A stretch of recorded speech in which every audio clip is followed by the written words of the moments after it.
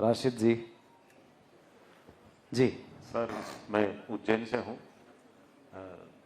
प्रधानमंत्री जी नरेंद्र मोदी जी का कोई ऐसा राज जो पब्लिक जानती हो, आप पब्लिक नहीं जानती हो और आप जानते हो सर। राज ही पूछ लिया सर। मुश्किल में डाल दिया। 2014 के जिसका मैं जिक्र कर रहा था, उसके बाद जब मोदी जी आए,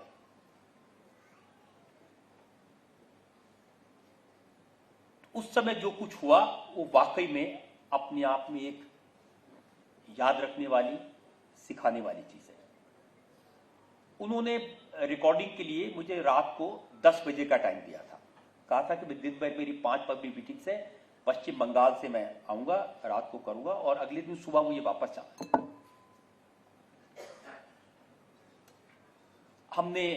मैंने जो हमारा ऑडियंस कोऑर्डिनेटर था उससे कहा था कि भाई देखो, जो ऑडियंस में लोग बुलाओ बहुत उत्सुक होंगे, लेकिन बीजेपी के सपोर्टर्स को मत बुलाना, क्योंकि अगर मैं अनकंफर्टेबल सवाल पूछूंगा वो लोग डिस्टर्ब करेंगे। तो परिवार के लोग फिर और ऐसे लोग हों जो रात को 10 के 10:30 बज जाए, 11 बज जाए, देर तक रुके। हम नॉर्मली 350-400 लोग की ऑडियंस होती है, उस दिन 600 से ज्यादा लोग थे और इतने ही लोग स्टूडियो के बाहर खड़े थे। मैंने बहुत तैयारी की थी। मोदी जी आए तो जैसा कि हमारा तरीका है, वह मेरे ऑफिस में रूम में बैठते हैं थोड़ी देर, तो उनका गला बिल्कुल बंद था, बिल्कुल आवाज नहीं निकल रही थी और बहुत फुसफुसा के बात कर पा रहे थे। और कहा, पंडित जी बड़ी गड़बड़ हो गई, इस चीज को तो फैक्टर ही नहीं किया। रोज रात को जब मैं 5-6 पब्लिक मीटिंग्स करके आता हूं तो गला बंद हो ही जाता है, ये सोचा ही नहीं। तो रितु जी ने उनसे कहा कि मैं आपको थोड़ा काली मिर्च का पानी देती हूँ, मिश्री देती हूँ। तो कहा कि ये मैं रोज करता हूँ जी, गले की अपनी लिमिटेशंस हैं। अब ये सुबह ही मेरा रिकॉर्ड फिर शुरू होगा।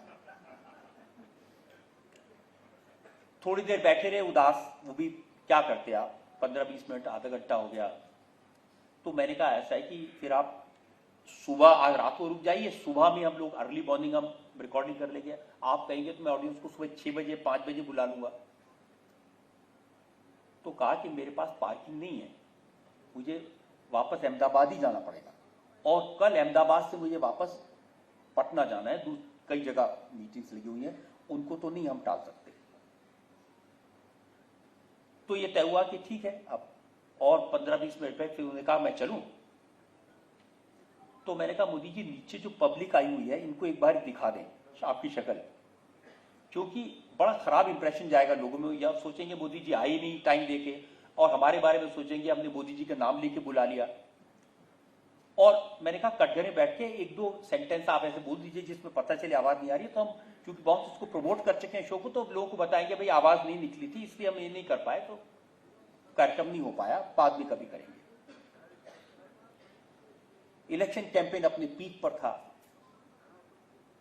ये मेरे साथ स्टूडियो में घुसे और अचानक ऐसा लगा कि तूफान आ गया, सारे लोग खड़े होके मोदी मोदी मोदी। ये वहां से ये पहली बार ये नारा शुरू हुआ। तो मैंने ऑडियंस वाले को बुलाया, मैंने कहा मैंने तुझे कहा था कि बीजेपी वालों को नहीं बुलाना है। उसने कहा सर इसमें से कोई बीजेपी वाला नहीं है, वो देखिए मेरा चाचा है कनाडा से आए, वो ऊपर इस टेबल पे चढ़ के नाच रहा है, मोदी मोदी कर रहा है।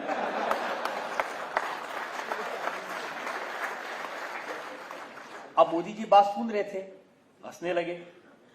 एक लड़की ने दूर कोने से खड़े होकर कहा कि मोदी आई लव यू। वो बहुत जोर से हंसे और मुस्कुराए। फिर एक बूढ़ी औरत सामने बैठी थी, उन्होंने ऐसे सिर पे हाथ रखा और कहा बेटा मेरी उम्र तुम्हें लग जाए। तो Modi ji tears in his eyes, सब लोग। तो फिर वो कटघरे बैठे, तो मैंने ऐसे ही मजाक में कहा, मैंने कहा देखिए मोदी जी आजकल ना मोबाइल पर मैसेज आते हैं, राहुल खाए चॉकलेट बार, अब की बार मोदी सरकार। तो वो जोर से हंसे। मैंने कहा एक मैसेज आया है कि सोनिया बोली अब तो बोलो ऐ सरदार, मनमोहन बोले अब की बार मोदी सरकार। तो इस पर उन्होंने रिएक्ट किया। उन्होंने कहा भाई मैं तो नहीं ये लिखता हूं, पब्लिक से कहा आप लोग लिखते हैं, आप लोग करते हैं, भाई मैं करता हूं क्या? मैं कहा नहीं। अब हमने देखा उनकी आवाज बिल्कुल ठीक आ रही थी।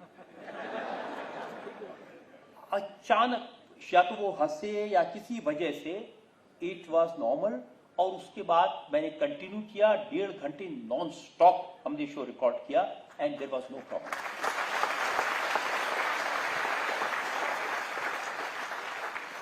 और वो आपकी अदालत के 30 साल के इतिहास का सबसे बड़ा, सबसे सुपरहिट शो हुआ। जब मैं उनको छोड़ने जा रहा था तो मैंने पूछा जी कैसे हुआ, तो उन्होंने कहा कि आपकी अदालत पर और नरेंद्र मोदी पर, दोनों पर भगवान की कृपा है।